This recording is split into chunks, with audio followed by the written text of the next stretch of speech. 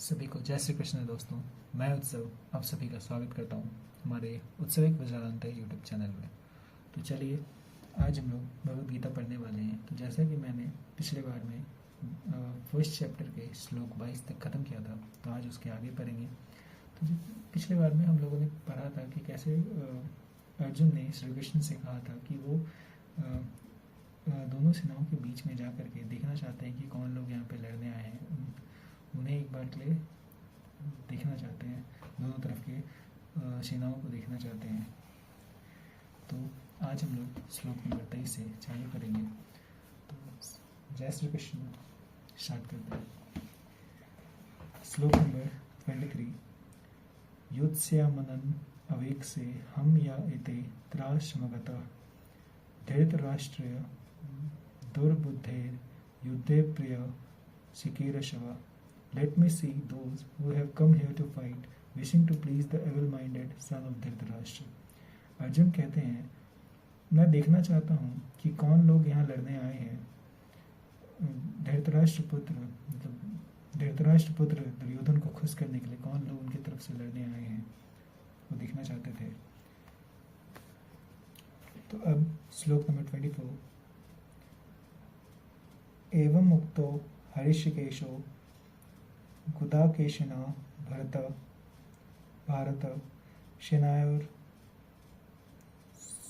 सेनायोरुभयोर मध्ये स्थापयित्वा रथोत्तमम्। संजय कहता है, इसके बाद संजय ने कहा, वो descendant of Bharat, having thus been addressed by Arjuna, Lord Krishna drew up the fine chariot in the midst of the armies of both parties. Sanjay ने कहा, हे भारत के राजन, ऐसा सुनने के बाद, अर्जुन के द्वारा ऐसा सुनने के बाद भगवान श्री कृष्ण ने अपने रथ को दोनों सेनाओं के बीच में जाकर के खड़ा कर दिया। भीष्म द्रोण प्रमुक्त सर्वेशम च महिषितम उवाच पार्थ पश्येता नश्म वेतान कुरुनीति।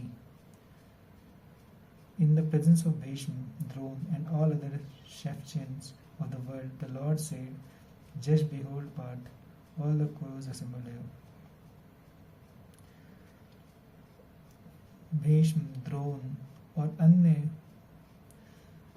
महारथियों के सामने, वर्ल्ड दुनिया के सारे अन्य महारथियों के सामने अर्जुन थोड़ा सा के लिए नर्वस हो गए। मीन्स एक तो उनके सारे रिलेशंस, मतलब रिश्तेदार थे, इस वजह से भी थोड़ा वो घबरा गए। तो भगवान श्री कृष्ण बोलते हैं, संभालो, खुद को संभालो पार्थ। सारे देखो, सारे कौरव, सारे कुरुष यहाँ पे एकत्र हुए हैं।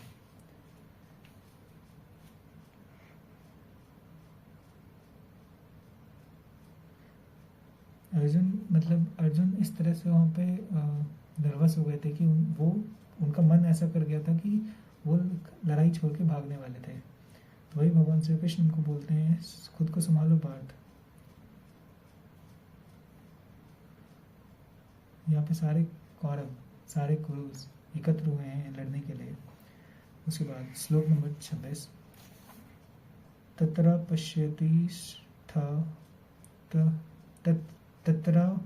पश्यति स्थितं पार्थ पितरनथ पितामहन् आचार्यमतुलं भरतं पुत्रन् पौत्रन् सखिंश तथा श्वाशूरन् शूद्र शैव सेनायोर उभयोर अपि।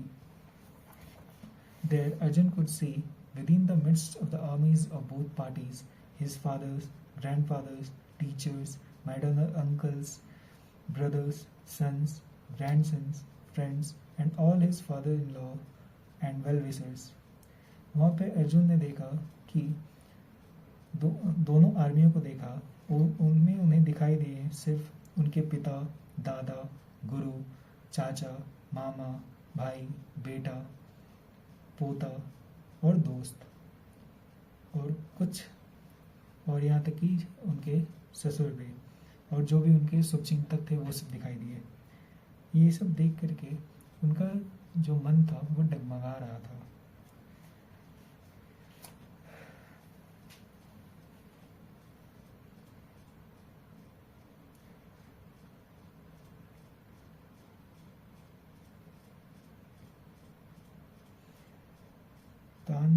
तान समीक्ष्य सा कौन्तेय श्रवन् बन्धुम् अवस्थितं कृपया परायविस्तो विषिदन् दम्ब्रवीत्.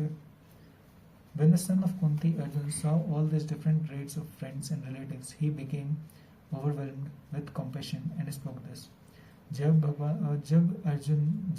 कौंते पुत्र अर्जुन ने ऐसा कुछ देखा, अपने रिश्तेदारों और दोस्तों को देखा, तो एक बहुत ही उनका मन एक टाइप से अजीब हो गया। कैसे हम लोग जब कभी मीन्स जब हम लोग एग्ज़ाम देने जाते हैं, स्टूडेंट्स के लिए देखा जाए तो जब वो लोग एग्ज़ाम देने जाते हैं या फिर एग्ज़ाम की जब तैयारी करते हैं तो कभी उनका मन कैसे घबरा जाता है। कंपैरिजन नहीं कर सकते हैं, बट वो तो अलग सिचुएशन था कि उनके सामने उनका परिवार पूरा खड़ा था, उनसे उनको लड़ना था, तो प्रॉब्लम तो होगा, आई कैन अंडरस्टैंड। बट एक टाइप से जब हम लोग एग्ज़ाम की तैयारी करते हैं ना, तभी हम लोग का मन बहुत घबराता है, बहुत बार होता है कि डिस्ट्रैक्ट करता है हम लोगों को मन कि ये कर लेते हैं, क्या करना ये वो करके, तो उसी हिसाब से यहाँ पे चल रहा है। उसके बाद फिर उसको कैसे कंट्रोल करना है हम लोगों को आगे पता चलेगा। He began overwhelm and compassion, और फिर ये शब्द बोले उन्होंने, ठीक है। 28वें श्लोक में अर्जुन ने घबराते हुए ये बोला, दृष्टवेमं श्वार्जुनं कृष्ण युयुत्सुं समुपस्थितं सिद्धन्ति मम गात्राणि मुखम च परिष्यवेष्टि. Arjun ने कहा, My dear Krishna, seeing my friends and relative present before me in such a fighting spirit, I feel the limbs of my body quivering and my mouth drying up. हे नारायण, मेरे दोस्तों और रिश्तेदारों को सामने खड़ा देख, मेरे अंदर का जो सामने खड़ा देख और उनके फाइटिंग स्पिरिट को देख करके मेरी जो अंतरें हैं वो थरथरा रही हैं, मेरे पैर सही से खड़े नहीं रह पा रहे हैं, मेरा मुंह सूख रहा है, मैं क्या करूं।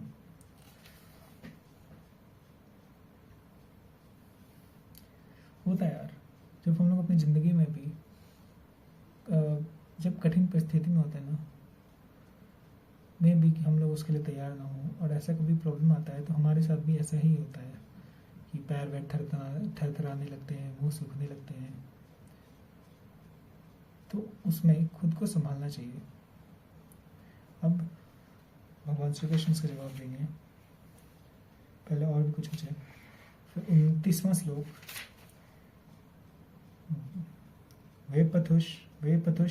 वेपथुश्च शरीरे में रोम हर्ष जयते गांडव्यम स्त्रंस्ते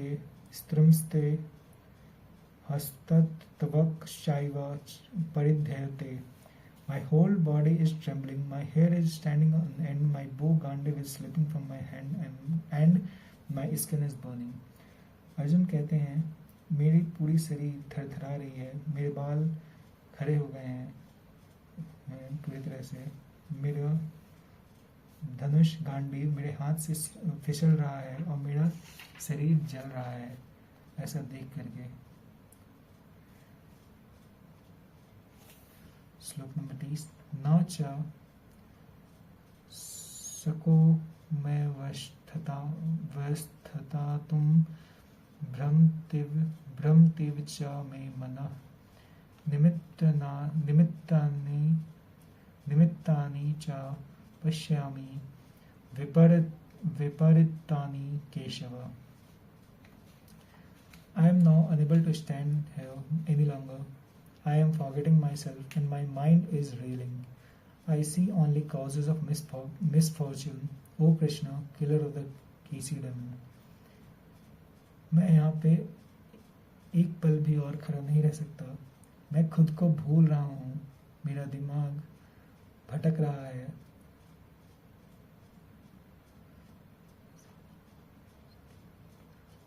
मुझे सिर्फ यहाँ खड़े होके अनर्थ होता दिखाई दे रहा है. हे कृष्ण, केसी राक्षस के जो वध किए थे. श्लोक नंबर 31. ना च श्रेयो नुपश्यामि हत्वा श्वा जनम अहवे ना कांक्षे विजयम कृष्ण ना च राज्यम सुखानि च. I do not see how any good can come from killing my own kinsmen in this battle, nor can I, my dear Krishna, desire any subsequent victory, kingdom or happiness. मुझे यहाँ पे कुछ अच्छा होता दिखाई नहीं दे रहा है. अपने लोगों, अपने परिवार को खत्म करना इस युद्ध में, अपने परिवार को इस युद्ध में खत्म करता देख मुझे इसमें कुछ अच्छा होता नहीं दिखाई दे रहा है और ना ही मैं कुछ कर सकता हूँ. हे कृष्ण,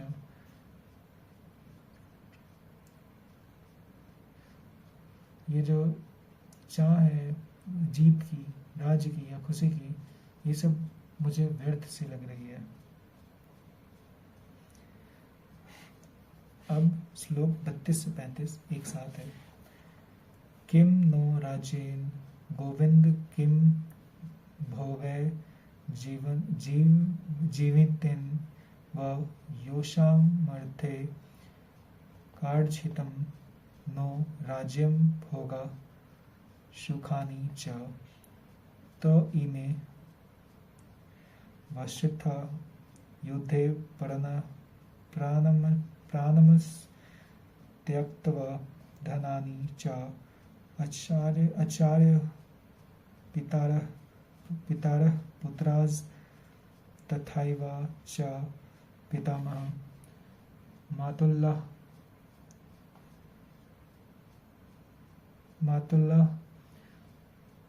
श्वशुरः पौत्रः श्यालः सम्बन्धिनस् तथा एतन् न हन्तुम् इच्छामि घनतो पि मधुसूदन अपि त्रैलोक्य राज्यस्य हेतु किं नु माहि कृते निहत्य धृतराष्ट्रं न का प्रीतशेज Janardan. O Govind, of what avail to us are a kingdom, happiness, or even life? Life itself, when all those for whom we may desire them are now arrayed on this battlefield.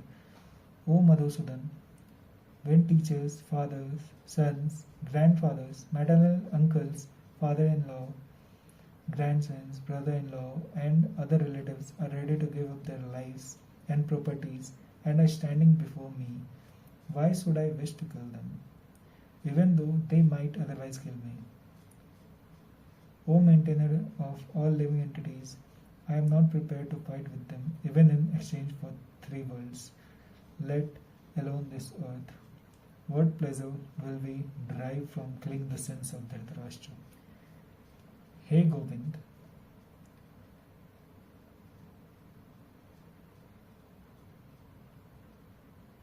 Arjun बोलते हैं,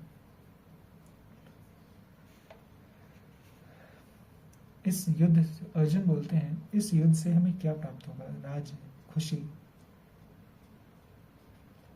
और या फिर जिंदगी.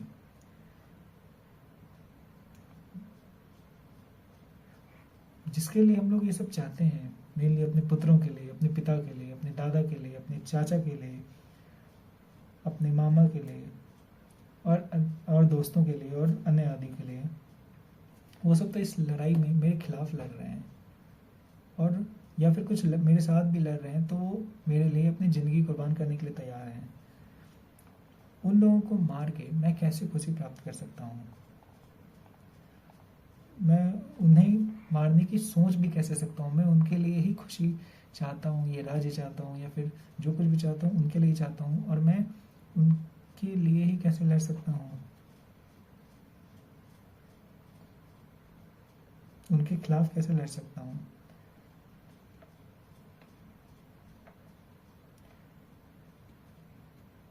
हे नारायण, इस दुनिया के कर्ता धर्ता, मैं इस लड़ाई के लिए तैयार नहीं हूँ।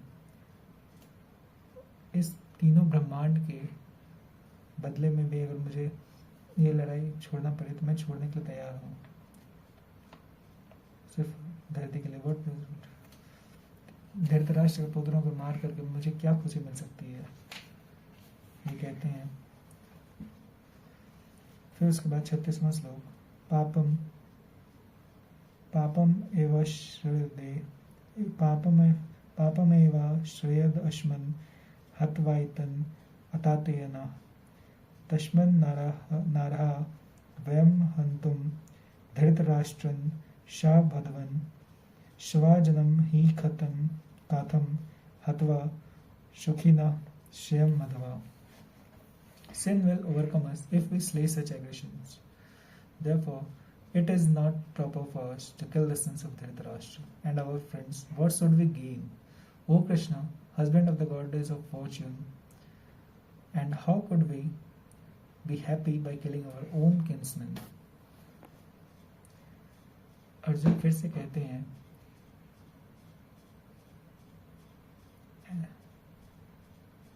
अगर हम लोग ऐसा कुछ करेंगे तो हम लोग पाप से ग्रसित होंगे। इसलिए धृतराष्ट्र के पुत्रों को मारना ये सही नहीं है।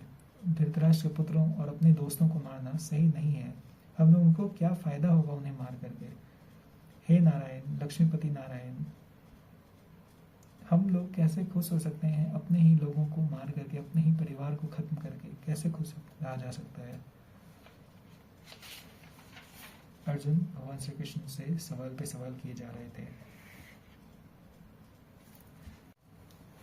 श्लोक नंबर 37। यदि अपि एते न पश्यन्ति लोभो पहता चेताश कूलाकस्य कषाय कृतं दोषं मित्रद्रोहे च पतकं कथं न जनेयम् अशंभेः पापदस्मन् निभारितं तीतं कूलाकषाय कृतं दोषं पापसद्यभिः Janardan. O Janardana, although these men, their herds overtaken by greed, see no fault in killing one's family or quarreling with friends, why should we, who can see the crime in destroying a family, engage in these acts of sin? हे जनार्दन, ये लोग लालच से ग्रसित हो चुके हैं, इनका मन लालच से भरा है, इसलिए इन्हें किसी तरह की पाप दिखाई नहीं दे रहा है कि कैसे किसी के परिवार को खत्म करना या फिर उनके दोस्तों या फिर अपने दोस्तों को खत्म करना एक पाप है। और ऐसा हम लोग क्यों करें? कौन देख रहा है क्राइम को? कौन देखता है ऐसे क्राइम को जो खुद किसी के परिवार को खत्म करना या फिर ऐसे पाप से जो ग्रसित होते हैं उनको कौन देखता है? मतलब कि अर्जुन जो है इस अभी तक पूरी तरह से कंफ्यूज हो चुके हैं। उन्हें समझ नहीं आ रहा है कि क्या किया जाए क्या नहीं किया जाए। मतलब एक टाइप से अर्जुन ये कहना चाह रहे हैं कि क्षत्रियों का धर्म होता है कि अगर उन्हें कोई ललकारे युद्ध के लिए तो वो युद्ध करते हैं, वो कभी पीछे नहीं हटते। लेकिन और जैसा कि इसमें दुर्योधन के द्वारा इन लोगों को ललकारा गया है, इसलिए ये पीछे नहीं हट सकते हैं युद्ध से।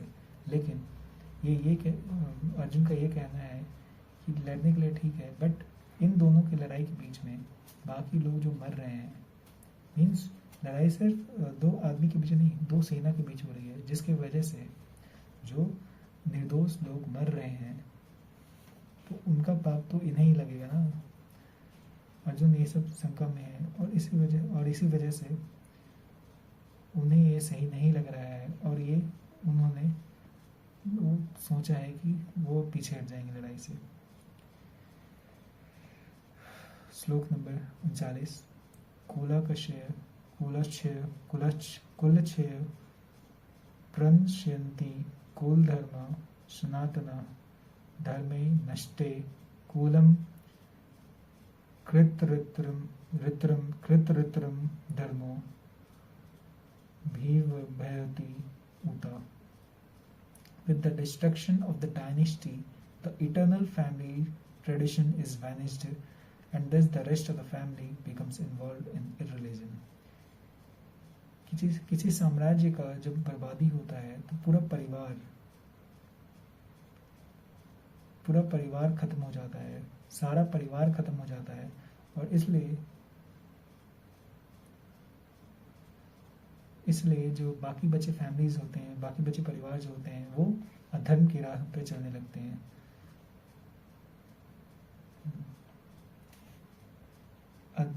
अधर्मी भव्य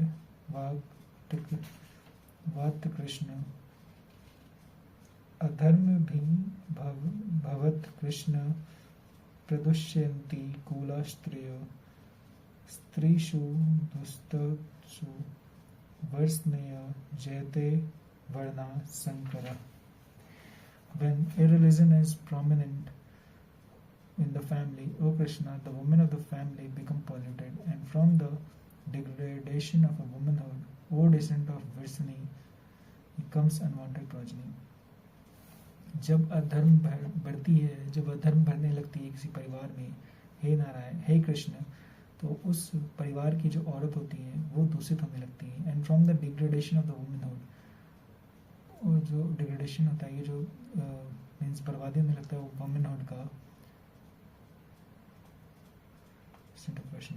अनवांटेड प्रोजेनी। अर्जुन ये कहना चाह रहे हैं कि जब अधर्म बढ़ने लगता है तो वो सबसे पहले औरतों को इफेक्ट करता है, और जिस वजह से औरतों की जो क्षमता होती है, जो औरतों की जो मन की जो शांति होती है, सबसे पहले वो खत्म होता है, जिस वजह से वो बाकियों के ज़िंदगी में बहुत ज़्यादा इफेक्ट डालता है। वो मीन्स भक्ति से उनका मन भटकने लगता है, उनका मन बहुत ही जल्दी भटक जाता है, और फिर वो अलग अलग तरह की अपनी बातें को प्रकट करती हैं, जो कि सही नहीं है यहाँ के लिए। श्लोक नंबर 41। शंकरो नरकैव शंकरो नरकैव कुला गणनम कुलाश्य च पतन्ति पित्तारो है एषम लुप्ता पिंडोदाका क्रिया। An increase of unwanted population certainly uses hellish life both for the family and for those who destroy the family tradition. The ancestors of such corrupt families fall down because the performance for offering them food and water are entirely stopped. पिछले 2 श्लोकों में अर्जुन ये कहना चाह रहे हैं कि जैसे ही औरतों का मन भटकता है, फिर उनकी मन जो होती है वो मीन्स संभोग की तरफ भागता है, जिस वजह से पॉपुलेशन में बहुत बढ़ती आती है। मीन्स पॉपुलेशन बहुत बढ़ती आती है, जिस वजह से कि ये जो पॉपुलेशन जो बढ़ते जाता है, उसमें वो जो है उनके खुद के परिवार और दुनिया दोनों में बर्बादी का ला सकता है। जो उनके पूर्वज हैं या फिर जो उनके पिता और दादा हैं, उनके लिए भी मुश्किल होगी कि वो अपने पुत्रों को या फिर अपने पौत्रों को सही से खाना और पानी प्रदान कर सकें, क्योंकि अगर पॉपुलेशन बढ़ने लगेगी, पॉपुलेशन तो बढ़ रही है बट इनकम तो वैसे ही है ना, इसलिए ये प्रॉब्लम है। इसलिए धर्म बहुत ज़्यादा ज़रूरी है। अधर्म की तरफ अगर इंसान भागेगा तो यही होगा। आज के लिए आखिरी श्लोक। दोसैर इताई कूला घननम वर्ण शंकर कराकाई उस्तादयन्ते जति धर्म कुल धर्म च सस्वत। by the evil deeds of those who destroy the family tradition and thus give rise to unwanted children. All kinds of community projects and filmy welfare activities are devastated. वैसे बुरे लोग वो लोग जो अपने परिवार के जो फैमिली ट्रेडिशंस हैं उनको ख़त्म करते हैं और अनवांटेड चिल्ड्रन को जन्म देते हैं. मतलब कि जैसे जनरली किसी परिवार में होता है कि मैक्स 2 बच्चे हो बहुत होता है, बट कुछ लोग जो अपने इस चीज़ को ख़त्म करके बहुत सारे बच्चे पैदा करने लगते हैं. ये सब जो होता है फैमिली वेलफेयर को ख़राब करता है. मतलब परिवार को अच्छा नहीं बल्कि ख़राब प्रॉब्लम पहुंचा रहा है और ऐसी चीज़ों को नहीं होने देना चाहिए. आज के लिए इतना ही. और भी कुछ है जो अर्जुन ने बोला है उसके बाद फिर भगवान श्री कृष्ण इसके जवाब देते हैं. आज के लिए इतना ही. अगले वीडियो में बाकी पूरा करेंगे. तो सभी को फिर से जय श्री कृष्ण. कल मिलते हैं.